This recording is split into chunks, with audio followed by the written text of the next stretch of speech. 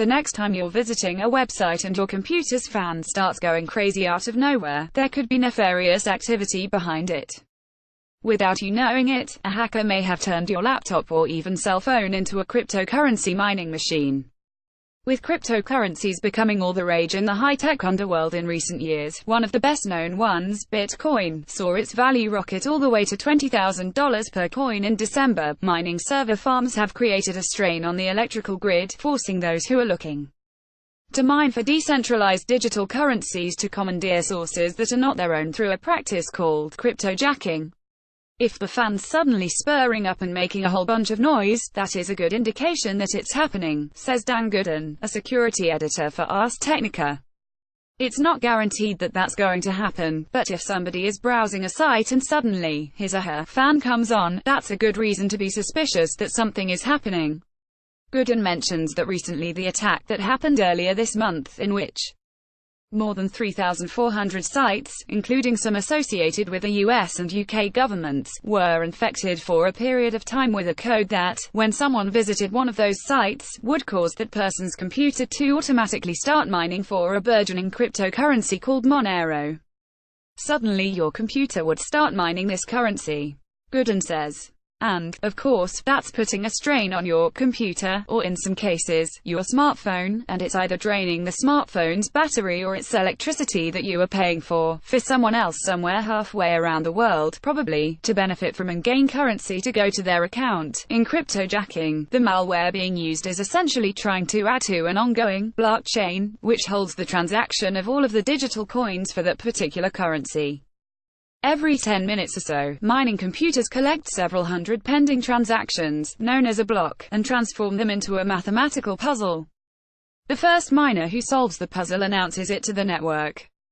If the group approves the answer, the block is cryptographically added to the blockchain ledger. That miner will later be rewarded a determined amount of coins as part of the spoils of victory. This is no longer the case of a single entity who is presumably getting some sort of credit to their account. Gooden says, they're leeching just a little bit from you and just a little bit from me and just a little bit from tens of thousands, hundreds of thousands of people. In the most extreme cases, some highly aggressive digital currency mining software running on cell phones has been known to cause physical damage to the phones through the tremendous stress being put on their batteries. Phone works so hard and it draws so much current from the battery that the battery bulges and causes the case to kind of pull away from itself.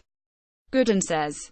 In addition to cryptojacking at the personal computer level, Gooden says that another growing trend involves hackers leeching off the hardware of large bandwidth servers that corporate businesses use to manage their payroll or run their sites.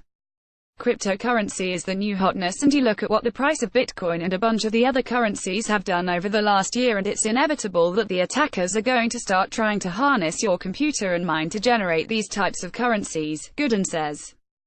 As far as taking steps to defend oneself from miners, Gooden recommends the tried and true first line of defense, keeping operating systems and browser regularly updated for any needed patches.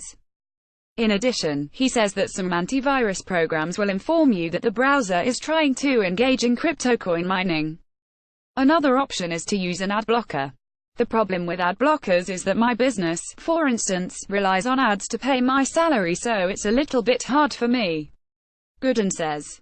There's some cognitive dissonance recommending that somebody use an ad blocker because it actually hurts my business, even as it protects people against threats like these. Regardless of what steps computer owners take against cryptojacking, Gooden says that the surge of cryptocurrencies has revolutionized the business of malware. Once upon a time people needed to use malware to steal your bank account information and then try to withdraw money from your account. That still happens, Gooden says. But that's gotten a lot harder. Banks now use two-factor authentication and a whole lot of other ways to prevent that from happening. And, of course, once the crooks get the money, they have to launder it somehow. The way that cryptocurrency works is it's so anonymous, it's so fluid, it's much easier for the currency to be transferred around. This article is based on an interview on PRI's Science Friday with Ira Flatow.